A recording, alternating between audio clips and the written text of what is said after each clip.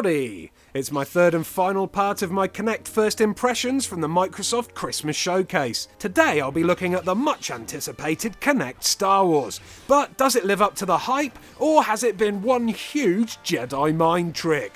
This is not the game you're looking for. Kinect Star Wars is the kind of game you could imagine that Kinect was invented for, one that would suit the peripheral down to the ground, a full-bodied, interactive experience that could truly put us in the boots of Luke Skywalker and his fellow Jedi. But does it?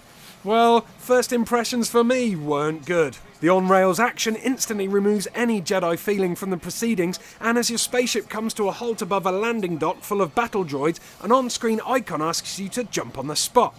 This made a poorly animated Anakin jump down to attack his metallic foes face to metal face. The staff member on demonstrating duties skillfully took them all down with some deft strokes of his lightsaber, showing off a one-handed force grab and throw on an unlucky droid before lifting a huge armoured assault tank by raising both hands, throwing it off the platform and then handing the game over to me. Now, the first thing I wanted to do was just swing my lightsaber wildly at the droids like an insane Jedi tough guy, but the game simply could not keep up, and Anakin's actions became random and jerky instead of mimicking my moves. I had to rein myself back in and do much slower swipes of my arm for the Kinect motion tracking to be effective. But then I didn't feel like a badass Jedi, I just felt like a conductor at an orchestra. It didn't feel like I was cutting into the bots at all, and at times I couldn't tell if I was actually hitting them with my saber or not, as using Kinect removes all feeling of impact. Something which rumble packs in joypads are ideal for. I tried a force grab, but it didn't really work, and the droid stayed stuck in the air while I waved my arm around like a loon trying to throw him,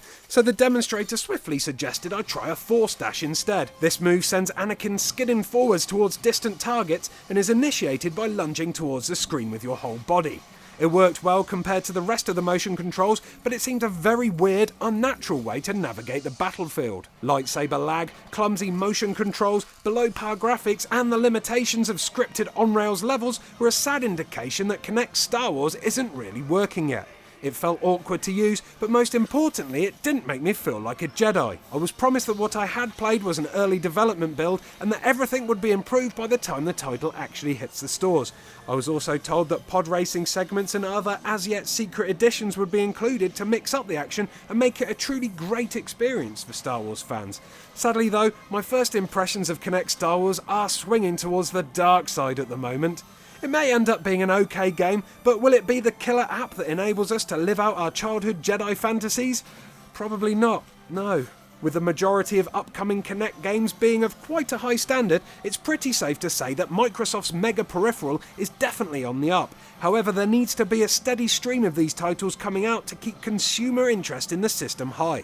At the moment, Kinect games are still being released in irregular bursts, but perhaps this Christmas the new titles incoming will reignite Kinect and its game-changing possibilities. Well, either that or we face another year of fitness, sports and darts games while the developers of hardcore games work out what the hell they can do to implement Kinect into their titles. It's going to be that, isn't it?